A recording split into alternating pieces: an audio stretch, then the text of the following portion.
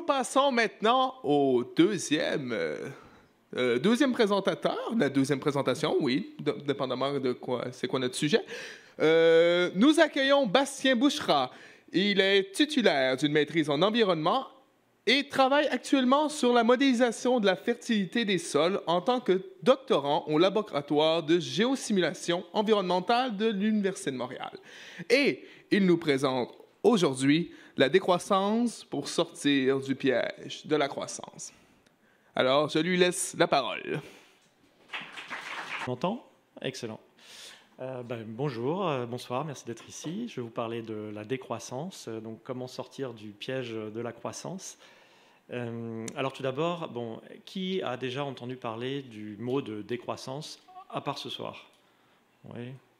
Voilà, je pense qu'on est tous d'accord, c'est quand même dans l'air du temps, on entend assez parler, mais j'imagine que vous êtes ici aussi pour vous informer, mais qui sait précisément ce que recouvre le terme de décroissance? Ouais, je vois moins de mains se lever, effectivement. Ceci étant dit, je suis prêt à parier que tout le monde se fait une idée, ou en tout cas a un a priori positif ou négatif sur ce qu'est la décroissance. Et c'était un petit peu ça l'idée du mot décroissance, c'est ce qu'on appelle un mot obus. C'était un mot qu'on balançait dans le débat public pour faire réagir, et pour faire réagir, pour faire réfléchir et ouvrir un débat justement sur les impensés de notre croissance économique.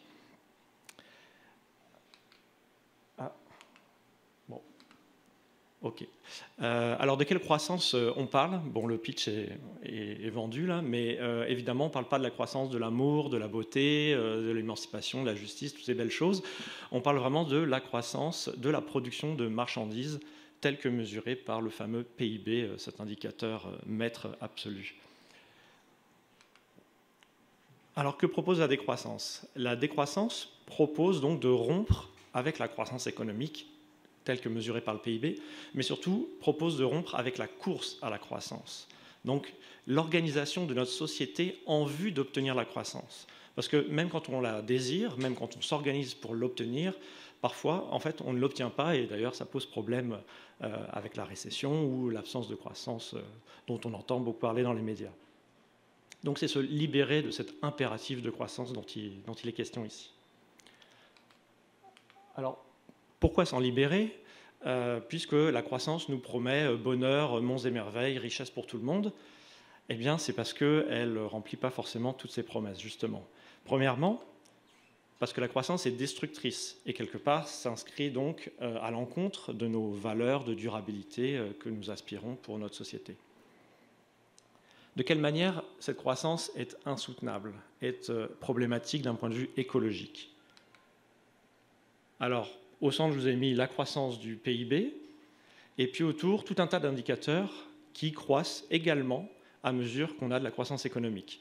Que ce soit la consommation d'énergie nécessaire à l'économie, mais également ce qui va avec, la croissance de l'émission de CO2 dans l'air, et donc en rapport avec la problématique du changement climatique qui nous intéresse ce soir, mais également de méthane, de perte d'habitat, de déforestation, de perte de biodiversité et tout un tas d'autres indicateurs dans un grand mouvement d'ensemble qu'on appelle la grande accélération, où croissent ensemble la croissance et tous ces fameux impacts dont on aimerait se passer.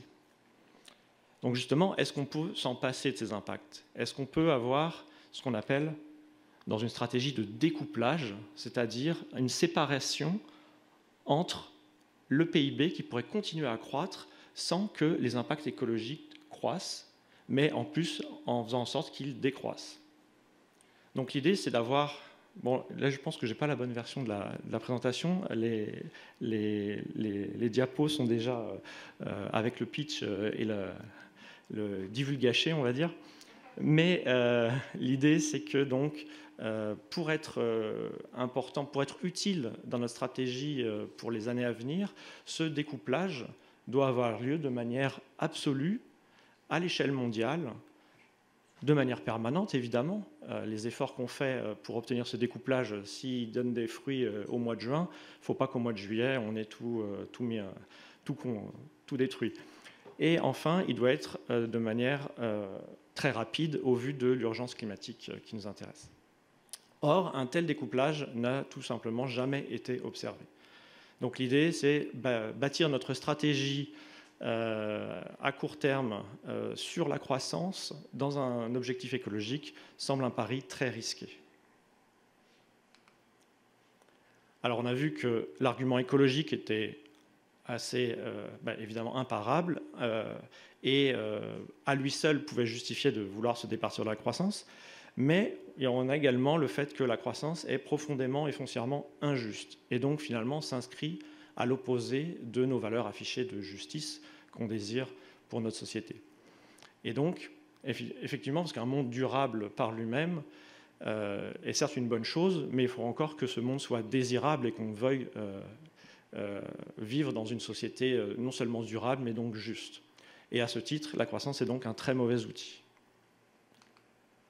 Alors, de quelle manière ? Déjà, entre nous, au centre, entre humains, sur cette planète, aujourd'hui, entre les pays dits du Sud global et du Nord global, entre pays pauvres, pays riches, ou au sein même des pays, entre personnes pauvres et riches, mais également envers les générations futures, avec la petite image de Wall-E que vous pouvez voir, à la fois parce qu'on va laisser une planète en moins bon état, moins habitable, moins enviable, mais également ils auront moins de ressources pour faire face à plus de problèmes.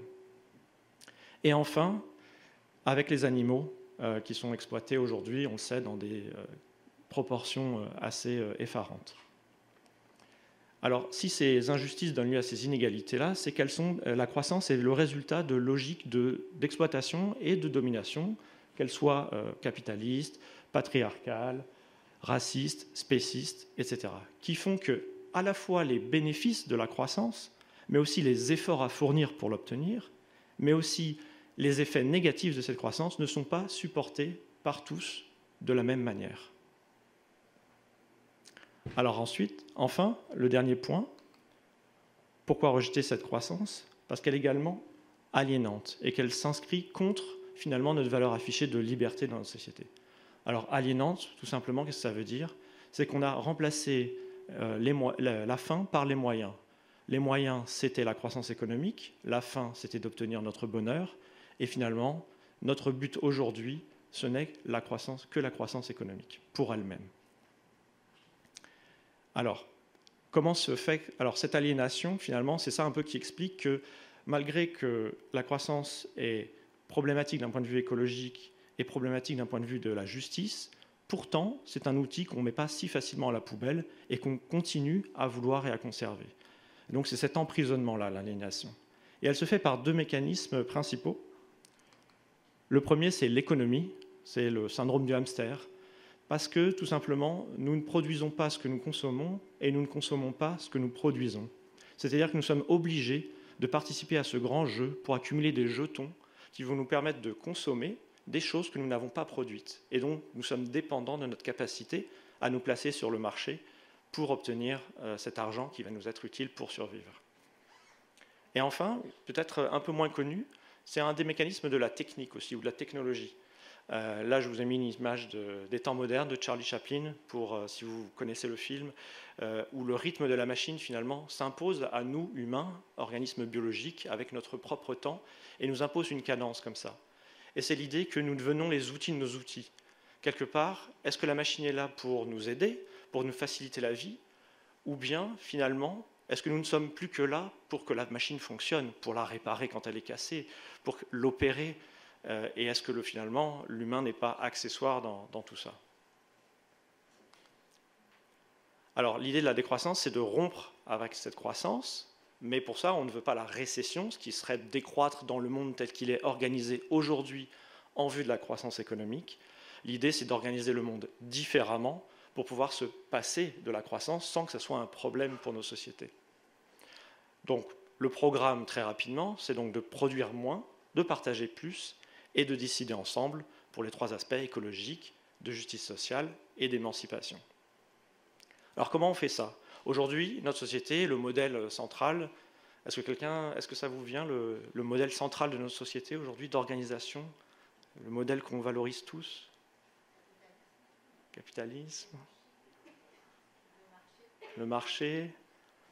Bon, je vais mordre la mèche, c'est l'entreprise. L'entreprise, c'est le modèle ultime. On veut que tout fonctionne sur le modèle de l'entreprise. Donc là, l'idée, c'est de réorganiser la société autour d'une nouvelle institution qui serait notre nouveau modèle de société. Et le mouvement pour la décroissance propose que cette institution, ça soit les communs, qui est une autre manière d'envisager le travail et de production et de consommation dans notre société. Alors rapidement, un commun, qu'est-ce que c'est? Ça s'articule autour de 4 grands axes. Le premier, c'est la communalisation. Évidemment, s'il n'y a rien en commun, on ne peut pas faire un commun. Ça paraît un peu basique. Donc l'idée, c'est de mettre en commun une ressource, que ce soit une ressource naturelle, des outils, des compétences, un espace, peu importe, votre imagination. Et de gérer cet espace, cette ressource, de manière démocratique, de manière collective. Donc c'est l'aspect de démocratisation. Le 4e pilier, c'est l'autoproduction. C'est-à-dire que ce qu'on va produire dans ce commun, c'est pour la consommation des membres de ce commun.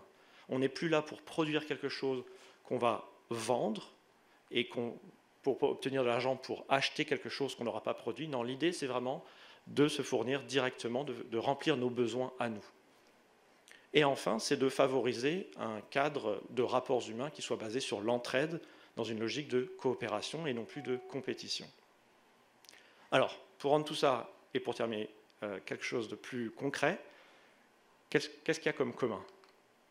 Alors j'ai mis une petite liste très rapide de communs montréalais ou internationaux. Par exemple, les jardins collectifs, quand l'organisation du jardin et les fruits de la production sont partagés. Donc là, on met en commun des ressources et un espace. Ça peut être le Low-Tech Lab à Montréal aussi, d'un point de vue technique, pour avoir des techniques plus accessibles, réparables, etc., etc., et de mettre en commun des outils pour ça. Le Champ des Possibles, qui est un espace dans le Mylène aussi, qui est géré par la communauté. Le Bâtiment 7, grand commun montréalais. La remise pour les outils, locomotion pour le déplacement. La coopérative d'habitation Milton Park, etc., etc. Ça va jusqu'à Wikipédia. Et donc tout ça, ce sont des exemples évidemment pas parfaits, impurs. Ce sont des initiatives qui s'inspirent de l'idée de commun, sans en être une implémentation parfaite. Donc c'est un début, c'est un germe. Et par exemple, on peut aussi se demander si Bistro Brain, ce n'est pas aussi une forme de commun. Et je vous invite à réfléchir peut-être à de quelle manière Bistro Brain est un commun déjà, ou peut-être n'en est pas un, ou peut-être comment on peut approfondir la logique de commun pour l'appliquer à cet espace ce soir. Je vous remercie.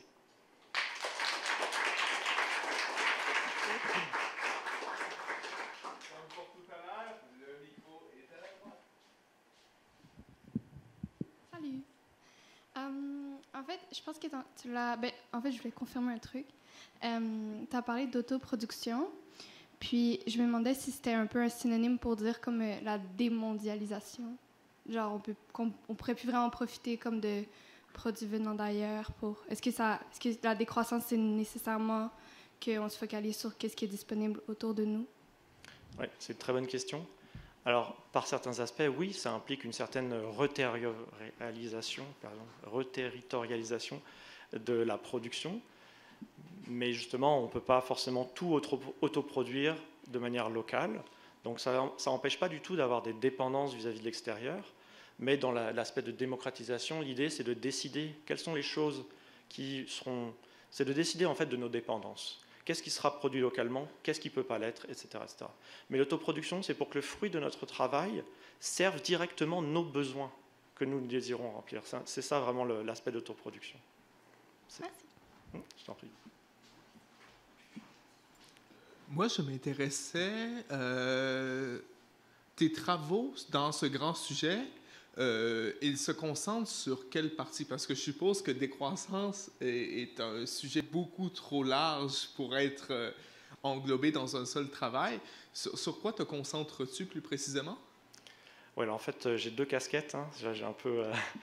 Oui, je suis doctorant en géographie et je travaille sur quelque chose de bien précis dans la production alimentaire et sur la modélisation de la microbiologie du sol. Ça, c'est une chose. Et j'ai une autre casquette. En fait, je fais partie d'un groupe de recherche sur la décroissance qui s'appelle Polemos Décroissance. Et dans ce cadre-là, je travaille plutôt justement à travailler à la synthèse de ces idées. Parce qu'en fait, la décroissance, qu'est-ce qu'il faut voir? C'est un petit peu l'articulation d'idées originales, de critiques, un peu de lanceurs d'alerte, mais depuis 40-50 ans, sur des sujets très différents, que ce soit en philosophie, en sociologie, en ingénierie, enfin vraiment des lanceurs d'alerte. Et une fois que ces critiques radicales ont été émises, l'idée c'est de pouvoir les mettre en relation et de construire un cadre cohérent finalement qui permette d'adresser ces différentes critiques, ces gens qui nous ont mis en garde contre des choses. Donc il faut arriver à créer une cohérence avec toutes ces mises en garde pour finalement mettre au point un horizon qui serait le plus pérenne possible, soutenable, juste et émancipateur. Donc de prendre en compte toutes ces critiques. Donc moi, c'est un peu sur ce travail de vulgarisation et de synthèse que je travaille. Merci beaucoup. Je t'en prie.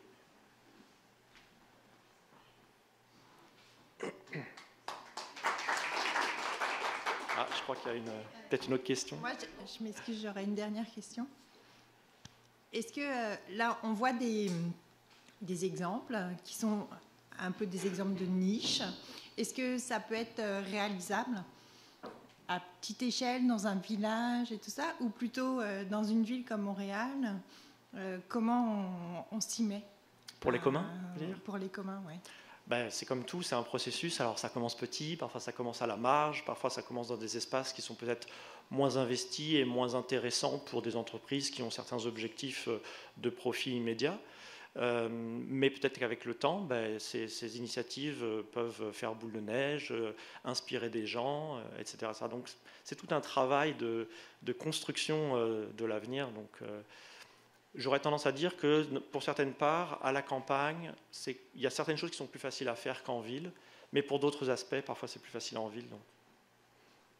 Mais je me permets une autre question là-dessus, parce que des fois on a l'impression que le discours politique dit que les villes sont plus progressistes que le monde rural. Donc ça va à l'encontre de ce que vous dites. Enfin,